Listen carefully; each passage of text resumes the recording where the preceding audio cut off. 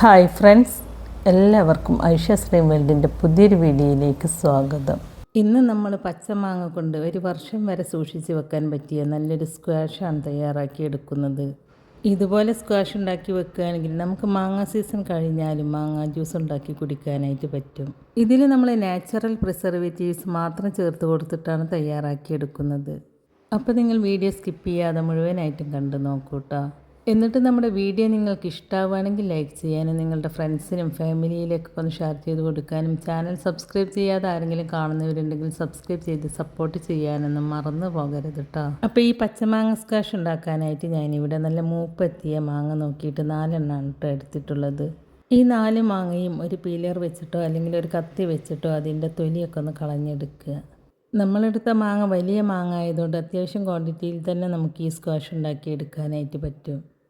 ഇപ്പോൾ ഞാൻ ഈ 4 മാങ്ങയുടെയും തൊലിയൊക്കെ കളഞ്ഞെടുത്തിട്ടുണ്ട്. ഇനി ഇത് 4ഉം ഒരു കുക്കറിലേക്ക് ഇട്ട് കൊടുക്കുക. ഇതുപോലെ ചെറുതായിട്ട് ചനച്ച മാങ്ങ ആയാലും ഈ സ്ക്വാഷ് ഉണ്ടാക്കാനായിട്ട് എടുക്കാവുന്നതാണ്. ഇനി ഈ മാങ്ങയിലേക്ക് 1.5 കപ്പ് വെള്ളം ഒഴിച്ച് കൊടുത്തിട്ട് കുക്കർ അടച്ച് വെച്ചിട്ട് 2 വിസിൽ വരുന്നത് വരെ വേവിച്ചെടുക്കുക. ഈ മാങ്ങ കട്ട് ചെയ്യാതെയാണ് കേട്ടോ നമ്മൾ വേവിച്ചെടുക്കുന്നത്. ഇപ്പോൾ 2 വിസിലിന് ശേഷം ഞാൻ ഫ്ലെയിം ഓഫാക്കി കൊടുത്തിട്ടുണ്ട്. ഇനി ഈ കുക്കറിൻ്റെ പ്രഷറൊക്കെ പോകുന്നത് വരെ വെയിറ്റ് ചെയ്യുക. ഇപ്പോൾ കുക്കറിൻ്റെ പ്രഷറൊക്കെ പോയിട്ടുണ്ട്. ഇനി നമുക്ക് കുക്കർ തുറന്ന് നോക്കാം. കണ്ടോ, ഇപ്പോൾ ഈ മാങ്ങ നല്ലതുപോലെ വെന്ത് കിട്ടിയിട്ടുണ്ട്. ഇനി ഈ മാങ്ങയുടെ ചൂടാറാനായിട്ട് നമുക്ക് ഈ കുക്കറിൽ നിന്നും ഒരു പ്ലേറ്റിലേക്ക് എടുത്ത് മാറ്റാം. മാങ്ങ നല്ലതുപോലെ ചൂടാറി വന്നതിന് ശേഷം നമുക്ക് ഈ മാങ്ങ കട്ട് ചെയ്തെടുത്തിട്ട് ഒരു മിക്സിയുടെ ജാറിലേക്ക് ഇട്ട് കൊടുത്തിട്ട് നല്ല ഫൈൻ പേസ്റ്റായിട്ട് അരച്ചെടുക്കാനുള്ളതാണ്. മാങ്ങ വേവിച്ചെടുത്ത ഈ വെള്ളം കളയരുത് കേട്ടോ. ഈ വെള്ളത്തിലാണ് നമ്മൾ ഈ മാങ്ങ അരച്ചെടുക്കുന്നത്. ഇപ്പോൾ ഈ മാങ്ങ നല്ലതുപോലെ തണുത്ത് വന്നിട്ടുണ്ട്. ഇനി നമുക്ക് ഈ മാങ്ങ ഇതുപോലെ കട്ട് ചെയ്തെടുക്കാം. നമ്മൾ ഈ മാങ്ങ ആദ്യം തന്നെ വേവിച്ചെടുത്തതുകൊണ്ട് നമുക്കിതിൻ്റെ പൾപ്പ് മുഴുവനായിട്ടും പെട്ടെന്ന് തന്നെ കട്ട് ചെയ്തെടുക്കാൻ പറ്റുന്നുണ്ട്. നമുക്കിത് മിക്സിയുടെ ജാറിലേക്ക് ഇട്ട് കൊടുത്തിട്ട് അരച്ചെടുക്കാനുള്ളതായതുകൊണ്ട് ഞാൻ ഈ മാങ്ങ കഷ്ണങ്ങൾ ചെറിയ കഷ്ണങ്ങളായിട്ടാണ് കേട്ടോ കട്ട് ചെയ്തെടുക്കുന്നത്. കട്ട് ചെയ്തെടുത്തതിന് ശേഷം ഈ മാങ്ങ കഷ്ണങ്ങൾ ഒരു മിക്സിയുടെ ജാറിലേക്ക് ചേർത്ത് കൊടുക്കുക.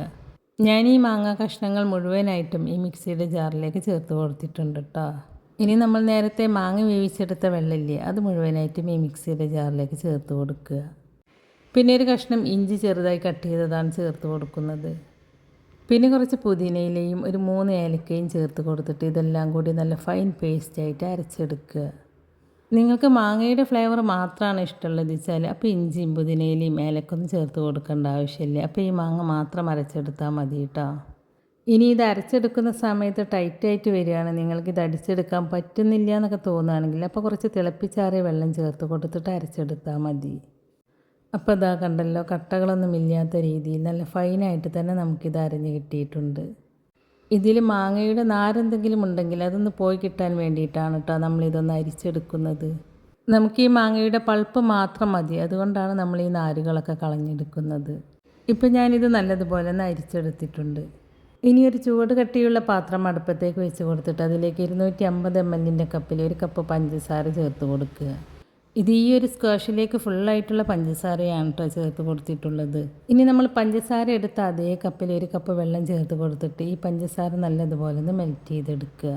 നമ്മൾ പഞ്ചസാരയിലേക്ക് ചേർത്ത് കൊടുത്ത 1 കപ്പ് വെള്ളം ഉണ്ടല്ലോ, അത് 1/2 കപ്പ് വെള്ളമാവുന്നത് വരെ ഇത് വറ്റിച്ചെടുക്കണം കേട്ടോ. ഇപ്പോൾ ഈ പഞ്ചസാരയിലെ വെള്ളം ഏകദേശം വറ്റി വന്നിട്ടുണ്ട്. ഇനി ഇതിലേക്ക് നമ്മൾ നേരത്തെ അരിച്ച് മാറ്റി വെച്ച മാങ്ങയുടെ പൾപ്പില്ലേ, അത് ചേർത്ത് കൊടുക്കുക. എന്നിട്ടിത് നല്ലതുപോലെ ഒന്ന് മിക്സ് ചെയ്തെടുക്കുക. ഇനി ഇതിലെ മധുരമൊക്കെ ഒന്ന് ബാലൻസ് ആവാൻ വേണ്ടിയിട്ട് ഇതിലേക്ക് ഒരല്പം ഉപ്പ് ചേർത്ത് കൊടുക്കുക. നമ്മളിതിലേക്ക് ചേർത്ത് കൊടുത്ത പഞ്ചസാര ഒരു മീഡിയം മധുരം ഉണ്ടാവുള്ളൂ കേട്ടോ. ഇനി നിങ്ങൾക്ക് ഇതിലും കൂടുതൽ മധുരം വേണമെന്നുണ്ടെങ്കിൽ അപ്പോൾ 1/2 കപ്പ് പഞ്ചസാരയും കൂടി ചേർത്ത് കൊടുക്കാവുന്നതാണ്. അല്ലാന്നുണ്ടെങ്കിൽ കുടിക്കുന്ന സമയത്ത് നിങ്ങൾക്ക് മധുരം പോരാൻ തോന്നുകയാണെങ്കിൽ അപ്പോൾ ചേർത്ത് കൊടുത്താലും മതി. ഇനി ഈ ഒരു മാങ്ങയുടെ പൾപ്പ് നന്നായിട്ടൊന്ന് വേവിച്ചെടുക്കണം. ഈ ഒരു സ്ക്വാഷ് നമുക്ക് 1 വർഷം വരെ സൂക്ഷിച്ച് വെക്കാനുള്ളതാണ്. അതുകൊണ്ട് ഈ പൾപ്പ് നന്നായിട്ടൊന്ന് വേവിച്ചെടുക്കണം കേട്ടോ. ഈ ഒരു പൾപ്പ് നല്ലതുപോലെ വെന്ത് വരുമ്പോൾ ഇത് കുറച്ചുകൂടി തിക്കായിട്ട് വരും. അതുവരെ ഇത് അടിയിൽ പിടിക്കാതെ നല്ലതുപോലെ ഇളക്കിക്കൊണ്ടിരിക്കുക. ഇതൊരു മീഡിയം ഫ്ലെയിമിൽ വെച്ച് കൊടുത്തിട്ട് കുറുക്കിയെടുത്താൽ മതി കേട്ടോ. എന്നാൽ നമുക്ക് അടിയിലൊന്നും പിടിക്കാതെയും കട്ട കുത്താതെയും നല്ല പെർഫെക്റ്റായിട്ട് തന്നെ കിട്ടും. നമുക്കിത് 1 വർഷം വരെ സൂക്ഷിച്ച് വെക്കാനുള്ളതല്ലേ, അതുകൊണ്ട് ഇത് കേടാവാതിരിക്കാൻ വേണ്ടിയിട്ട് നമ്മളിതിലേക്ക് നാച്ചുറൽ പ്രിസർവേറ്റീവായ നാരങ്ങ നീരാണ് ചേർത്ത് കൊടുക്കുന്നത്. ഇപ്പോൾ ഇത് നല്ല തിക്കായി വന്നിട്ടുണ്ട്. ഇനി ഫ്ലെയിം ഓഫാക്കുന്നതിൻ്റെ തൊട്ട് മുമ്പാണ് കേട്ടോ നമ്മളിതിലേക്ക് നാരങ്ങ നീര് ചേർത്ത് കൊടുക്കേണ്ടത്. അപ്പോൾ നമ്മളെടുത്ത് ആ 2 നാരങ്ങയുടെ നീര് മുഴുവനായിട്ട് ഞാൻ ഇതിലേക്ക് ചേർത്ത് കൊടുത്തിട്ടുണ്ട്. നാരങ്ങ നീര് ചേർത്ത് കൊടുത്തിട്ട് നല്ലതുപോലെ ഒന്ന് മിക്സാക്കി കൊടുത്തതിന് ശേഷം ഫ്ലെയിം ഓഫാക്കി കൊടുക്കുക. ഇപ്പം ഞാൻ ഫ്ലെയിം ഓഫാക്കി കൊടുത്തിട്ടുണ്ട്. ഇനി ഇത് നന്നായിട്ട് ചൂടാറി വന്നതിന് ശേഷം വെള്ളത്തിൻ്റെ അംശം ഒട്ടും ഇല്ലാത്ത ഗ്ലാസിൻ്റെ ബോട്ടിലുകളിലാക്കിയിട്ട് സൂക്ഷിച്ച് വെക്കുക. ഇത് നിങ്ങൾ പ്ലാസ്റ്റിക്കിൻ്റെ കുപ്പികളിലൊന്നും ആക്കി വെക്കരുത് കേട്ടോ. ഇത് ഗ്ലാസിൻ്റെ ബോട്ടിലുകളിലാക്കിയിട്ട് തന്നെ സൂക്ഷിച്ച് വെക്കുക. ഇതിപ്പോൾ നല്ലതുപോലെ ചൂടാറിയിട്ട് ഒന്നും കൂടി തിക്കായി വന്നിട്ടുണ്ട്. ഇനി നമുക്ക് ഈ സിറപ്പ് വെള്ളത്തിൻ്റെ അംശം ഒട്ടും ഇല്ലാത്ത ഗ്ലാസിൻ്റെ ബോട്ടിലുകളിലാക്കിയിട്ട് സൂക്ഷിച്ച് വെക്കാം. അപ്പോൾ പച്ചമാങ്ങ കൊണ്ട് ഇതുപോലെ സ്ക്വാഷ് ഉണ്ടാക്കി വെക്കുകയാണെങ്കിൽ നമുക്ക് മാങ്ങാ സീസൺ കഴിഞ്ഞാലും മാങ്ങാ ജ്യൂസ് ഉണ്ടാക്കി കുടിക്കാനായിട്ട് പറ്റും. അതുപോലെ നമ്മുടെ വീട്ടിൽ പെട്ടെന്നൊരു ഗസ്റ്റൊക്കെ വരികയാണെങ്കിൽ ഇതുപോലെ സ്ക്വാഷ് ഉണ്ടാക്കി വെക്കുകയാണെങ്കിൽ നമുക്ക് അവർക്ക് പെട്ടെന്ന് തന്നെ ഡ്രിങ്ക് ഉണ്ടാക്കി കൊടുക്കാനും പറ്റും. അതുപോലെ നമുക്കും ഇപ്പം നല്ല ചൂടല്ലേ, അപ്പോൾ ഈ ചൂടത്ത് ശരീരവും മനസ്സും ഒരുപോലെ തണുപ്പിക്കാൻ പറ്റിയ നല്ലൊരു അടിപൊളി ഡ്രിങ്കാണിത്.